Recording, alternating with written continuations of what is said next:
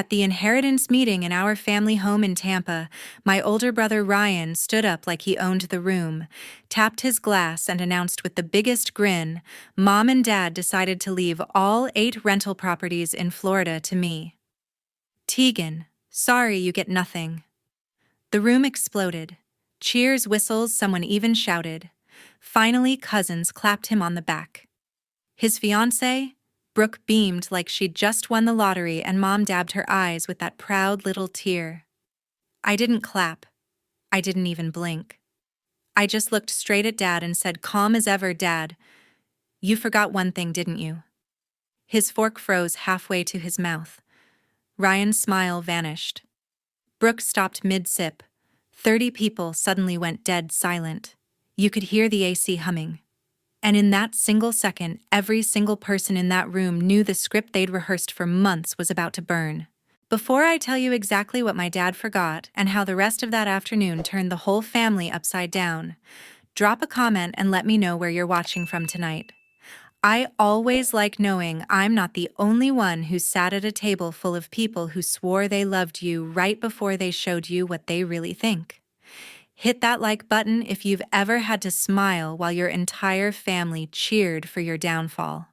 Because trust me, what happened next made every single one of them regret clapping so fast.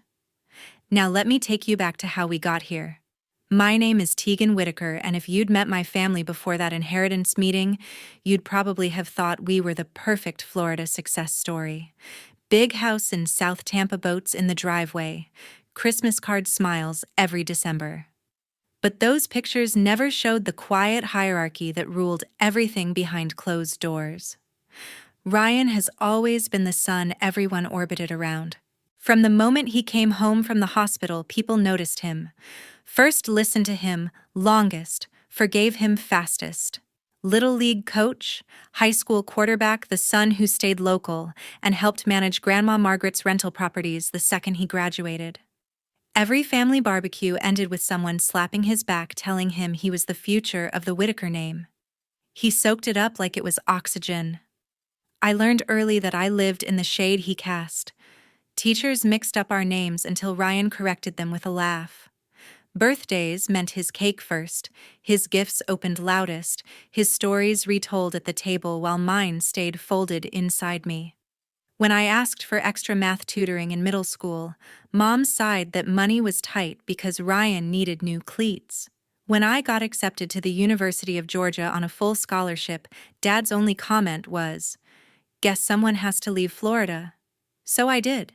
The day I turned 22, I packed everything I owned into my beat-up Civic and drove north on I-75 until Tampa was just aglow in the rearview mirror. Atlanta gave me the first real breath I'd ever taken without someone else's shadow on my face. I started as a junior analyst at a commercial real estate firm downtown, crunching numbers on apartment complexes and strip malls, learning how deeds work, how trusts work, how ownership can be moved quietly and permanently when someone knows what they're doing. I still came home, but only when Grandma Margaret asked. She was the one person who never compared me to Ryan, never asked why I couldn't just be happy here, like your brother. She'd sit on her screened porch overlooking the bay, silver hair twisted up with a pencil, and listen to me talk about cap rates and lease abstracts like they were poetry. Some weekends she'd hand me the keys to one of the rental houses and tell me to walk through it alone, feel the weight of real ownership even if nobody else knew it yet. Those visits were my oxygen too. She never once called me the smart one or the independent one the way relatives did when they wanted to sound nice. She just looked at me, really looked, and said things like, "You see things clearly, Teagan. That's rarer than money." When I left on Sunday nights, she'd press a cold, sweet tea into my hand and remind me the drive was only 9 hours, not a lifetime. Everyone else stopped noticing when I was in the room. Phone calls from Mom shrank to texts about holidays. Dad only called if Ryan needed help closing a deal on one of the properties. I became the daughter who did her own thing, which in our family meant the one nobody had to invest in anymore. I didn't hate Ryan for it. Hate would have required energy I refused to give. I just accepted the rules. The way you accept humidity in July. You dress lighter. You keep moving. You don't waste breath complaining. Atlanta promoted me to senior property analyst 2 years ago. I bought a small condo in Midtown, filled it with plants that actually lived because nobody else was there to forget watering them, and built a life where my value wasn't measured against someone else's spotlight. The only tether left was Grandma Margaret. Every visit she grew a little thinner, a little quieter, but her eyes stayed sharp. She started asking more questions about trusts, about how assets could be protected from people who love too loudly and manage too loosely. I answered honestly because she was the one person who never used my knowledge to prop someone else up. She passed quietly 13 months ago. I drove home for the funeral, stood in the back of the church while Ryan delivered the eulogy everyone cried over, and felt her absence settle into my bones like a promise I didn't fully understand yet. That's who I was the day I walked back into the house in Tampa for the inheritance meeting, 31 calm, carrying 9 years of distance and one very old woman's unshakable faith in me. 3 years ago, everything changed without anyone knowing. 3 years ago, everything changed without anyone knowing. Grandma Margaret called me on a Tuesday evening and asked me to come down the following weekend, no explanation, just that she needed my eyes on something. When I pulled into her driveway in Old Northeast St. Pete, she was already waiting on the porch with 2 folders and a pot of coffee, strong enough to strip paint. She didn't waste time on small talk. She slid the first folder across the table and told me to read. Bank statements, rental income logs, expense reports for the 8 properties. The numbers didn't lie. Over the previous 18 months, more than $400,000 in rent money had vanished into categories labeled maintenance, emergency repairs, and management fees. Receipts were missing or photocopied so many times they were illegible. The handwriting on the few that existed matched Ryan's. She watched me flip pages, her mouth a thin line. I gave him access because he swore he wanted to learn the business, she said. Turns out he learned how to bleed it instead. I asked the obvious question, why not confront him? She shook her head. Because your parents would defend him. Say boys will be boys. Promise he'll pay it back someday. By the time someday comes, there'll be nothing left to pay back. That was the moment she opened the second folder. Inside were draft documents, a revocable living trust, naming her as trustee for life, and upon her passing, me as sole successor trustee and beneficiary of every single rental property, plus 8 quitclaim deeds ready to transfer title immediately. All she needed was my signature and 2 witnesses. She explained it like she was reading the weather. A living trust avoids probate, keeps everything private, no public filings until she's gone. Quitclaim deeds move ownership instantly and quietly. Once recorded, they're ironclad. The notary she trusted was coming Monday morning. No lawyers in the family would ever see the paperwork unless she wanted them to. I asked why me. She looked out at the water and answered without hesitation. Because you understand what these houses actually are, 32 families who pay rent on time so their kids can stay in the same school. You won't gamble that away on boats or parties or whatever new toy catches his eye this month. I tried to argue that Ryan would lose his mind when he found out. She cut me off. He doesn't get to find out until it's too late to undo. That's the whole point. We spent the rest of the weekend going over every detail. She walked me through the trust language, showed me where to sign, made sure I understood that once the deeds were recorded at the county, the houses were legally mine, whether anyone liked it or not. She even had me initial every page, so there could never be a claim I didn't know what I was agreeing to. Monday morning, the notary arrived at 9 sharp. We signed in the dining room while the ceiling fan clicked overhead. Grandma Margaret's hand didn't shake once. When the notary left, she poured us both a finger of bourbon, even though it wasn't noon yet, clinked her glass against mine, and said, "Now it's done." And now we shut up about it. She made me swear on her parents' graves that I would never breathe a word until the day came when someone tried to take what was no longer theirs to give. I gave her my word. We burned the extra copies in the outdoor fireplace that night and watched the smoke curl up into the palms. For the next 2.5 years, nothing looked different on the surface. Ryan kept collecting rent checks and bragging about his portfolio. Mom and Dad kept praising how responsible he'd become. I kept driving down from Atlanta every couple of months, checking on tenants when Grandma asked fixing what actually needed fixing instead of inventing reasons to spend. Nobody noticed the county records now listed the owner of record as Teagan Whitaker because nobody ever bothered to look. Grandma's health started slipping faster after that. She spent more days in bed, less on the porch, but every time I visited, she asked the same question. Still our secret, I always answered yes. It became our ritual, 2 words that meant everything. The last time I saw her alive, she gripped my hand so hard her ring cut into my skin. Remember, she whispered paper beats promises every single time. Then she smiled like someone who'd just won a bet nobody else knew was on the table. 7 months ago, right after Grandma's funeral, Mom called and asked me to stay an extra day. "We need to talk about the properties," she said, voice soft, like she was breaking bad news. "Everyone's coming to the house tomorrow." I knew what that meant. The whole family circling the estate before the will was even read. I almost said no, but something in her tone sounded final, so I agreed. The next afternoon, the dining room looked like a board meeting. Dad sat at the head, sleeves rolled up, legal pad in front of him. Ryan lounged to his right, legs stretched out, already acting like the new landlord. Mom kept refilling coffee, nobody drank. A stack of documents waited in the center, crisp and official. Dad pushed the top page toward me. "It's just a simple waiver," he started. "We're keeping everything in the family, but to avoid any confusion down the road, we need you to sign that you're not expecting a share of the rentals." I glanced at the title, Waiver of Inheritance Interest, Real Property.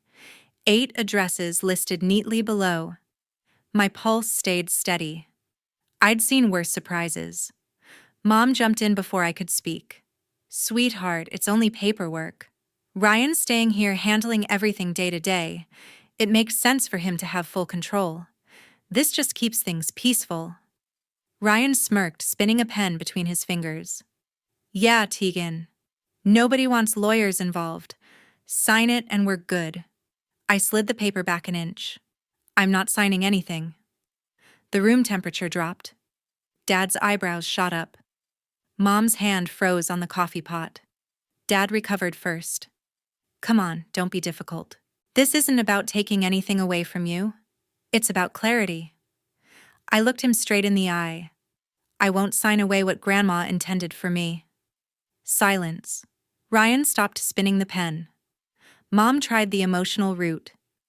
"Your grandmother wanted the family taken care of. She'd hate to see us fighting." I didn't blink. "She's not here to see anything, is she? And I'm not fighting. I'm just not giving up my rights." Dad leaned forward, voice lowering the way it used to when I was 10 and late for curfew. "Teagan, we're trying to do this the easy way. Ryan's put years into those houses." I almost laughed. Years of putting money into his own pocket, maybe.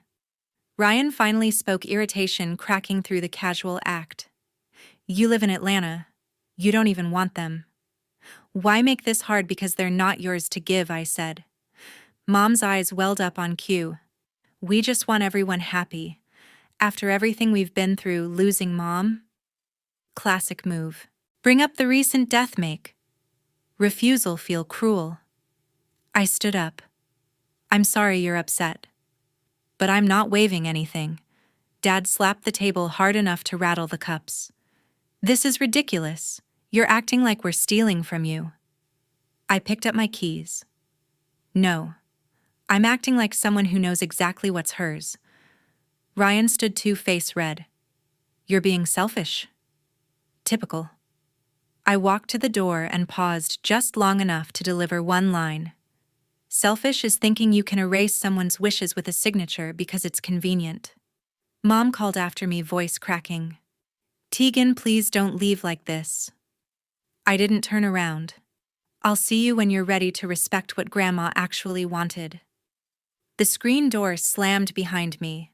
I heard Ryan mutter something about me always playing the victim, Dad telling him to calm down, Mom starting to cry for real this time. I got in my car, rolled the windows down, and let the hot Florida air hit my face the entire 9-hour drive back to Atlanta.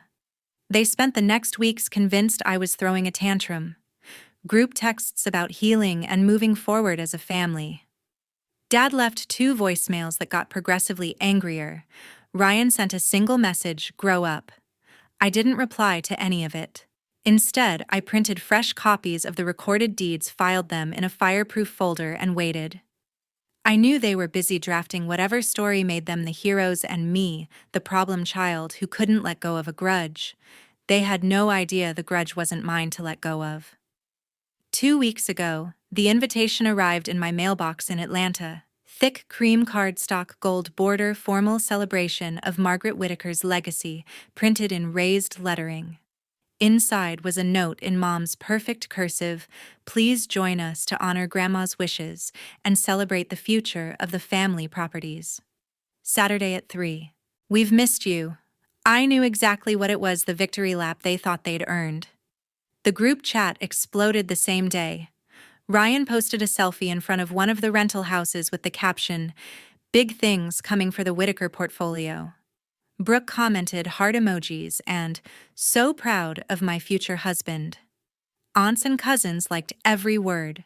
Someone even joked Teagan better show up this time. I didn't reply, but I cleared my weekend and packed the rolling suitcase I usually take on business trips. Inside went 3 labeled folders, color-coded tabs, and a flash drive with every recorded document scanned in high resolution. I zipped it shut, loaded the car before dawn on Friday, and pointed south on I-75 for the 9-hour drive I could now do with my eyes closed. The closer I got to Tampa, the thicker the tension felt even through the windshield. Billboards gave way to palm trees, then to the familiar exit signs. Every mile marker reminded me why I'd left and why I was coming back now. I stopped once for gas outside Ocala and checked my phone. 23 new messages in the family thread, all variations of excitement about Ryan stepping up. Dad sent a private text, looking forward to putting everything behind us. I left it on read.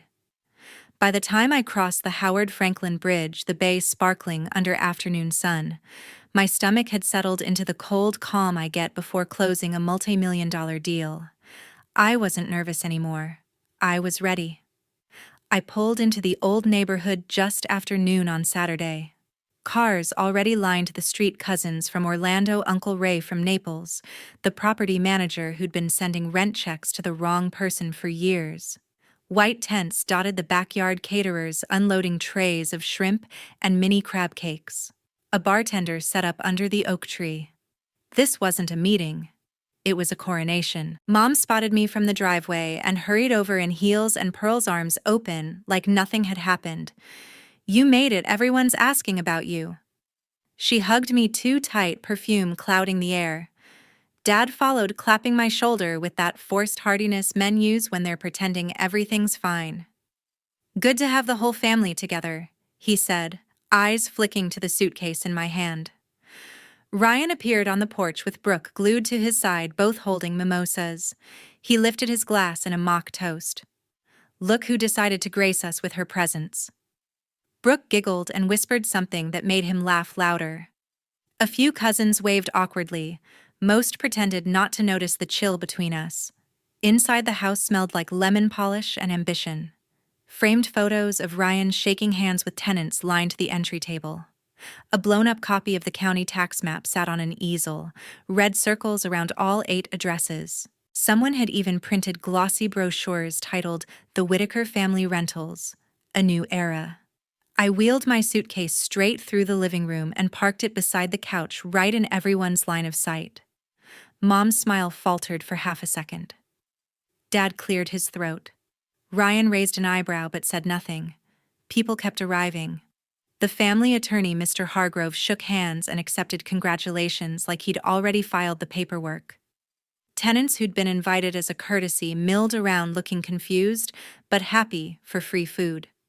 Childhood friends of Ryan slapped his back and asked when the closing date was. I made small talk when cornered accepted a bottle of water and watched the room fill with certainty that the story had already been written. Every congratulation aimed at my brother landed like another brick in the wall they thought would keep me out.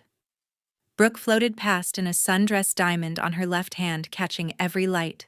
"This is going to be our future," she told a cluster of ants, gesturing at the brochures. 8 steady income streams before we even say I do. Ryan beamed, arm around her waist, accepting praise like it was his birthright. I stood by the window, suitcase handle still in my grip, counting faces. 32 people, give or take. Enough witnesses that no one could claim later they didn't see what was coming. The living room was packed when Ryan finally stood up. Champagne flute raised high voice, carrying over every conversation like he'd rehearsed it for weeks.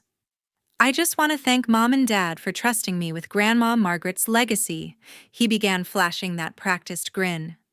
"As of today, all 8 rental properties are officially under my name. The family tradition continues stronger than ever." Glasses lifted, cheers rippled through the room. Someone shouted to Ryan. A cousin started clapping, and the rest followed until the sound bounced off the walls. I waited until the noise peaked, then rolled the suitcase forward, wheels clicking across the hardwood. Every head turned. The clapping died mid-air. I stopped beside the coffee table, clicked the latches, and flipped the lid open. 30 pairs of eyes locked on the neat stacks inside. Dad found his voice first. "Teagan, what is this?" I didn't answer him yet. I pulled out the first quitclaim deed, held it up so the notary seal caught the light, and laid it face up on the table. Then the second, third. 8 in total, each bearing Grandma Margaret's bold signature and the raised seal of the Pinellas County Clerk. Next came the Revocable Living Trust, thick and bound successor trustee section highlighted in calm yellow. I placed it on top like a period at the end of a sentence. Only then did I look at Dad. "You really forgot this existed, didn't you?" The color drained from his face so fast I thought he might drop. Mom's hand flew to her mouth. Ryan stared at the papers like they were written in another language. Mr. Hargrove, the family attorney, stepped forward, adjusting his glasses. He picked up the trust, first flipped to the signature page, then to the schedule of assets listing every address. His fingers moved faster as he cross-checked the quitclaim deeds against the county stamps. He looked up slowly.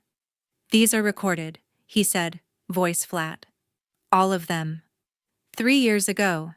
Teagan is the legal owner of record. There is no probate interest left to distribute." You could hear ice melting in forgotten glasses. Ryan lunged for the documents. "That's impossible. Grandma was sick. She didn't know what she was signing. Mr. Hargrove didn't hand them over. I notarized similar documents for Margaret myself. The handwriting matches. The notary is licensed and present in the county records. These are binding." I finally spoke again, calm and clear. Grandma knew exactly what she was doing. She made sure the houses went to someone who would protect the tenants, not bleed them. Dad tried to stand, sat back down hard. "She never told us." "No," I said. "She didn't." Ryan's face twisted. "You hid this the whole time. You let us plan everything. I let you plan what you thought was yours." I cut in. "Grandma asked me to wait until someone tried to take what she'd already given away. Today seemed like the day." Mr. Hargrove closed the trust with a soft thud that sounded final. "Legally, the matter is settled. The properties belong to Teagan. End of discussion." Aunts shifted in their chairs. Cousins exchanged glances. The property manager, who'd been congratulating Ryan 5 minutes earlier, now looked like he wanted to disappear into the carpet. Mom found a whisper. "How could you do this to your own brother?" I met her eyes. "I didn't do anything. Grandma did. I'm just the one following through." Ryan slammed his glass down so hard the stem snapped. Champagne pooled across the table, soaking the corner of one deed. I didn't flinch. "You think you've won?" he spat. "I didn't come here to win," I said. "I came here to make sure her wishes were respected." The room stayed frozen. No one moved to clean the spill. No one moved at all. Brooke's glass slipped from her hand and shattered on the floor. Champagne spraying across the shoes and ankles. She didn't bend to pick up the pieces. She just stared at me, mouth open, then at Ryan, then back at the papers. Without a word, she grabbed her purse, pushed past two cousins, and walked straight out the front door. The screen slammed behind her. Nobody went after her. Ryan's face went from red to purple. He snatched the living trust from Mr. Hargrove's hands and started flipping pages wildly. "This is fake," he shouted. "She forged it. Grandma was on painkillers the last year. She didn't know what day it was." Mr. Hargrove took the document back, calm as ever. He turned to the signature page and began reading aloud, slow and deliberate. Article 4, Section 2. Upon the death of Margaret Whitaker, all real property listed in Schedule A shall pass immediately to successor trustee Teagan Whitaker, free of probate. He kept going, voice steady, every clause another nail. When he reached the notary acknowledgement and the recorded dates, Ryan's yelling faded into heavy breathing. From the corner by the hallway, Dylan stepped forward. My middle brother, the quiet one who'd spent years blending into walls, spoke for the first time all afternoon. "She's telling the truth," he said. Every head swiveled. "I was there the day Grandma signed. She asked me to drive her to the notary because she didn't want Mom or Dad knowing. I waited in the car. She came out smiling." Ryan spun toward him. "You knew and didn't say anything." Dylan met his glare. "She made me promise the same thing she made Teagan promise. Some promises matter more than keeping the peace." Mom crumpled onto the couch, hands over her face, shoulders shaking. Dad looked 10 years older in 10 seconds.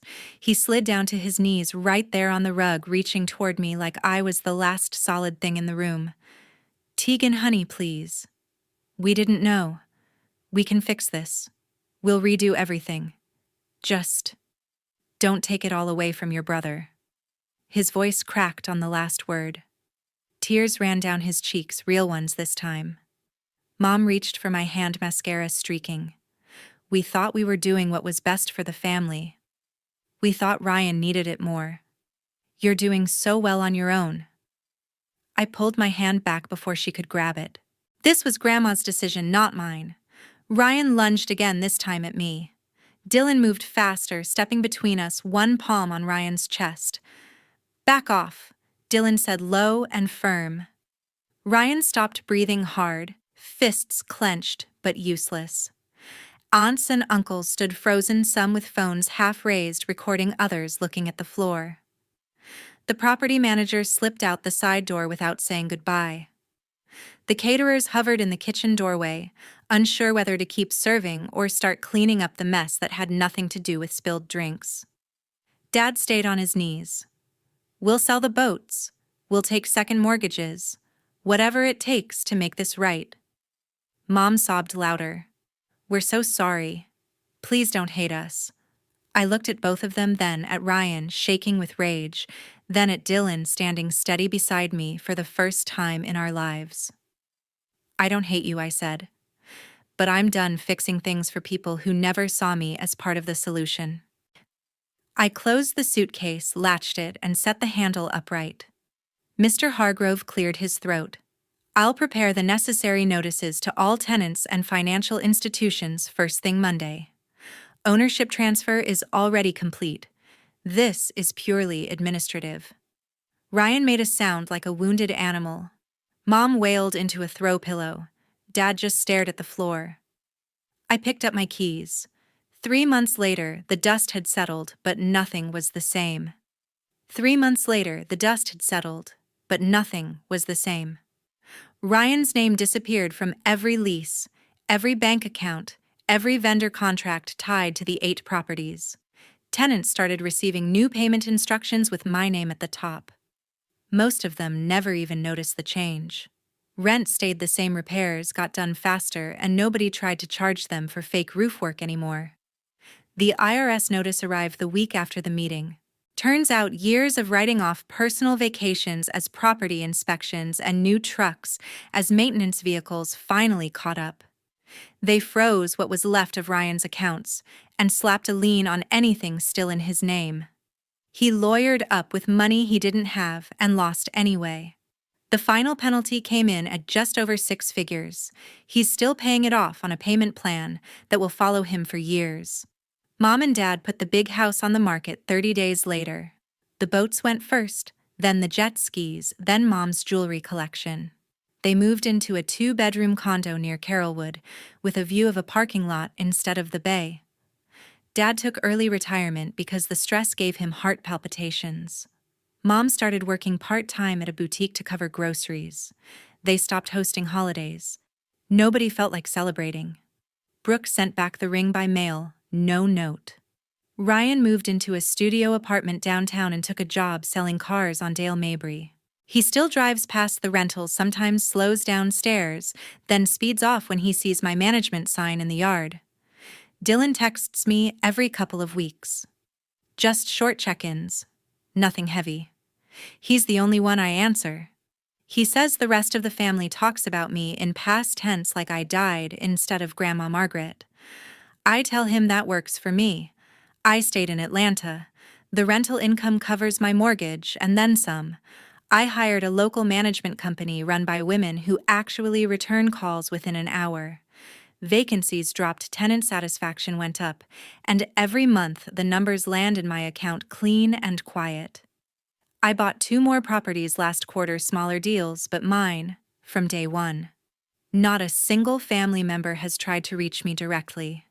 No letters, no emails, no drive-by visits. The last voicemail I got was from Mom 2 months ago, crying, asking if I'd come for Christmas. I didn't call back. I deleted it and blocked the number the same day. Some nights I sit on my balcony in Midtown city lights below and think about the little girl who used to beg for math tutoring while her brother got new cleats. That girl learned the world rewards the loudest voice in the room until someone finally decides to speak with proof instead. Blood doesn't guarantee loyalty. It never did. The only thing that ever protected me was an old woman who saw the future clearly enough to put it in writing, and a promise I kept when it mattered most.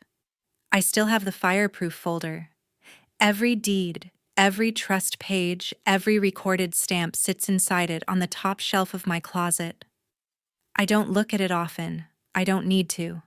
The houses pay the bills, the tenants stay happy, and my phone stays silent from anyone who once called themselves family. Grandma Margaret was right. Paper beats promises every single time, and some doors, once you close them, stay closed for good. If you've ever had to choose between the family you were born into and the peace you built yourself, tell me in the comments where you're watching from tonight. Because sometimes the hardest thing isn't walking away, it's refusing to walk back.